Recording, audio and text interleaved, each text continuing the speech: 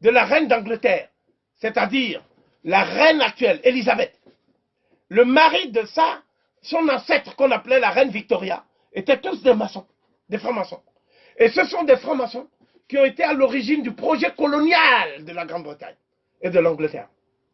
Et les gens qui ont lancé aussi le colonialisme, parce qu'à partir du moment où la traite négrière ne pouvait plus se poursuivre en toute sérénité, mais qu'il y avait des révoltes de Saint-Domingue, des révoltes des Noirs partout, ce que j'appelle le processus insurrectionnel de la Caraïbe et des Amériques, à ce moment-là, ils ont dit, au lieu d'aller si loin chercher des nègres et prendre le risque de voir des blancs égorgés par des nègres totalement ivres de vengeance, il faut rester en Afrique. Et en restant en Afrique, on va créer ce qu'on appelle maintenant des protectorats. Et dans ces protectorats, on va faire du travail forcé. Et la meilleure façon de faire le travail forcé, c'est de spolier les Noirs de leur terre. Les Noirs étant des agriculteurs, ils étaient obligés maintenant de venir travailler pour manger. Et c'est là où on va leur dire, vous n'allez plus produire ce qui vous permet de manger. C'est-à-dire du mil, du manioc, du sorgho, etc. Vous allez produire maintenant du coton, du café, du cacao, du tabac. Parce que toute votre production doit être destinée au marché extérieur, c'est-à-dire au marché de l'Angleterre. Donc ceux qui ont fait ça, c'était des francs-maçons. Ils s'appelaient Granville Sharp, ils s'appelaient Wilberforce, et d'autres dont je vais parler en détail. Et ce sont ceux-là qu'on appelle les abolitionnistes anglais ou écossais. Donc c'est la franc-maçon qui est la franc-maçonnerie anglaise du rite écossais qui est à l'origine de la colonisation et du travail forcé. C'est à ce moment-là que les Français vont maintenant prendre le train en marche. Et les Français vont faire la même chose. Mais cette fois-ci, vous aurez le nom de Victor Schœlcher. Et Victor Schœlcher, c'était un franc-maçon, et non seulement un franc-maçon, mais il gérait lui-même des colonies pour le compte de ses parents. Et ce n'est pas un homme qui a voulu le bien des Noirs, parce qu'il n'y a pas un seul kilomètre carré où on ne trouve pas de lycée Victor Schœlcher, tout ça aux Antilles. Victor Schœlcher était un franc-maçon qui a fait la colonisation, c'est-à-dire la substitution du travail forcé à la traite négrière. Il a fait ça pour des questions de rentabilité économique. Il ne l'a pas fait pour des raisons philosophiques et humanitaires, contrairement à beaucoup d'Africains, ce que les Africains pensent. C'est pour ça que j'ai parlé aux Caraïbes, en Guadeloupe, lorsque j'ai fait ma conférence en Guadeloupe, de déscholchérisation des esprits. J'ai dit, j'étais venu pour déchouquer Schœlcher et pour déscholchériser les esprits des nègres. Donc, cette histoire doit être connue des Africains. Parce qu'aujourd'hui, le 10 mai en France, qu'est-ce qu'on commémore? On ne commémore pas les résistances de nos ancêtres. On commémore la bonté des abolitionnistes blancs. C'est ça qu'on commémore le 10 mai. La vraie date de commémoration, c'est le 22 août. C'est la date où les résistants africains ont pris leur liberté à Saint-Domingue, après la cérémonie du Bois Caïmoun, qui a duré du 14 au 22 août 1791. Donc, cette idée selon laquelle les loges maçonniques ont bénéficié de l'argent de la traite des négrières, cette idée est d'autant plus prégnante que Voltaire était franc-maçon. Le fameux philosophe Voltaire, qui était actionnaire de la Société des Indes occidentales, était franc-maçon.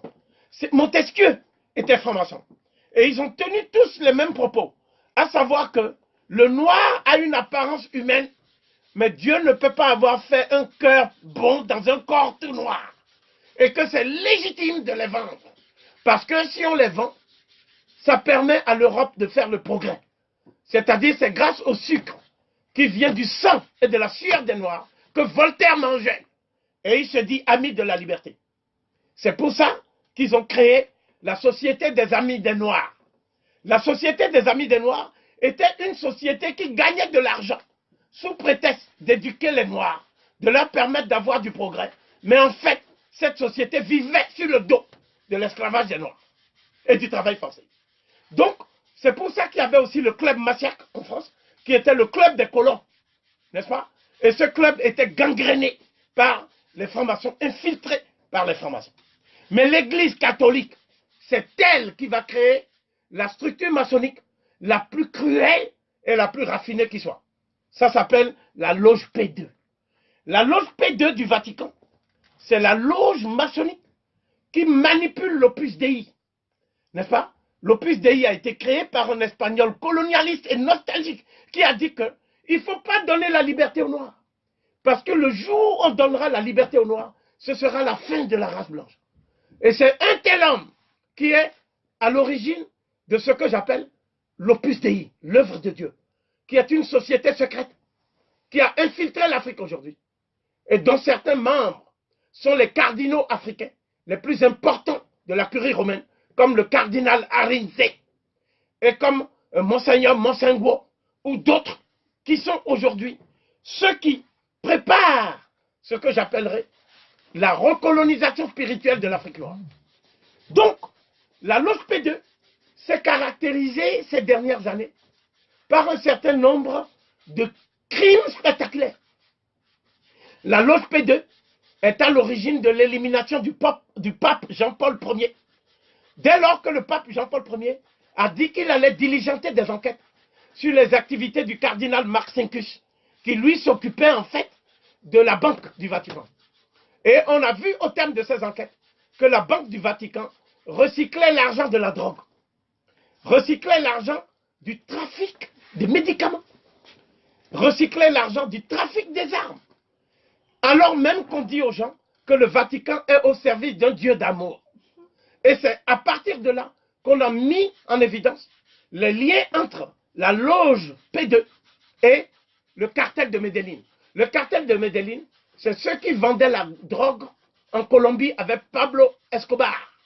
Et Pablo Escobar, au moins, il donnait l'argent aux pauvres. Il donnait, redistribuait l'argent aux pauvres. Mais ceux du Vatican, c'est-à-dire le cardinal Vio, et tous ces gens-là, et aussi le pape qui dit qu'il a démissionné, c'est-à-dire, effectivement, le pape allemand, qui était dans les jeunesses hitlériennes, hein, c'est-à-dire Ratzinger. Tous ces gens-là étaient impliqués jusqu'au cou dans ce qu'on peut appeler les activités délictueuses et mafieuses de la loge P2. C'est la loge P2 qui aujourd'hui gangrène les pays africains et travaille directement avec les loges maçonniques. Alors qu'on vous dit que la franc-maçonnerie et l'église ne s'entendent pas. Mais sur le terrain africain, la franc-maçonnerie et l'église travaillent de concert. Et leur but, c'est de détruire les confréries africaines traditionnelles.